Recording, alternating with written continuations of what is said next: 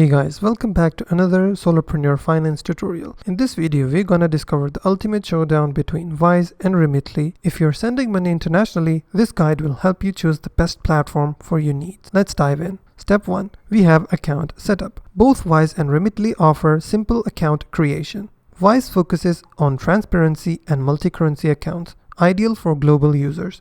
Remitly is designed for fast and easy transfers, especially for remittances. Step number 2. Fees and exchange rates. Wise is known for low transparent fees and real exchange rates. What you see is what you get. Remitly can be more expensive, depending on speed and location, but it often offers promotions for first-time users. Step number 3. Sending money. Initiating a transfer with Wise is straightforward, especially if you're sending to a bank account. Remitly offers more flexibility with options for bank deposits, cash pickups, and even mobile wallets in some countries. Step number 4.